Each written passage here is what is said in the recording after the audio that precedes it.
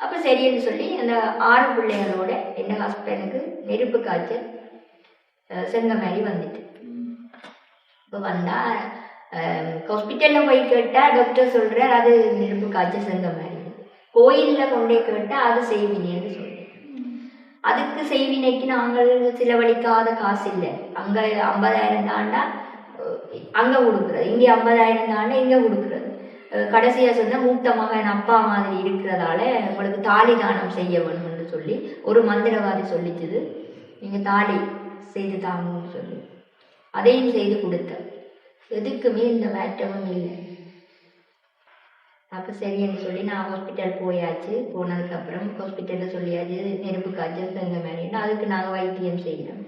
ஆனால் இந்த மாற்றமும் இருக்கல, இந்த குறைகிற மாதிரி இல்லை. திருப்பி நாங்கள் அங்கத்தை ஆக்கள் சொன்னாங்க, இவர் காசுகள் நிறைய ஆக்களுக்கு கொடுத்துருந்தவர், அப்போ அதால் இவருக்கு செய்வினை செய்திருப்பாங்கன்னு அங்கே இந்த சனங்கள் சொன்னாங்க. இந்த காசுகளை ஏமாத்துறதுக்காண்டி இவருக்கு செய்திருப்பாங்கன்னு சொல்லி. அப்போ நாங்கள் இன்னொரு இடத்துக்கு போனால் அவங்கள நேசிக்கத்தானே வேணும். அந்த அப்பா கேட்டோடனே வீட்டை அனுப்புகிற காசு இருந்தால் தாங்குவேன்னான்னு கேட்டோடனே எல்லாருக்குமே காசை கொடுத்தாரு. அப்போ இது நிமித்தம் இவருக்கு யாராவது செய்திருப்பாங்கன்னு சொல்லி சொன்ன உடனே நாங்கள் மந்திரவாதியை நாட வலிக்கிட்டோம்.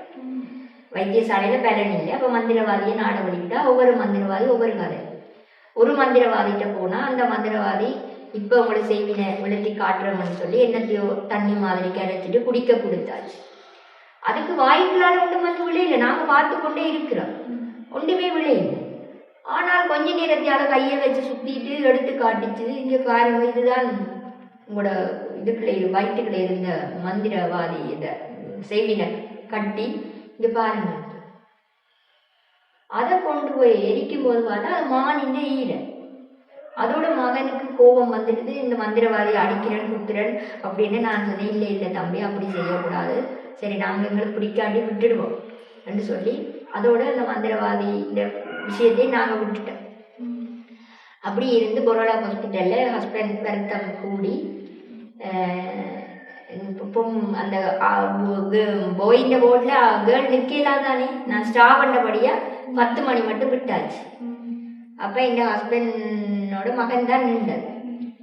அப்போ அவர் ஒரு நாளும் அப்படி கேட்கறது இல்லை. அந்த மாதிரி பண்ணி அவ்வளோ காலம் அந்த ஆட்களுக்கு முன்னாலே ஏதாவது கதைக்கிறதுன்னா அவருக்கு வெக்கம் மாதிரி.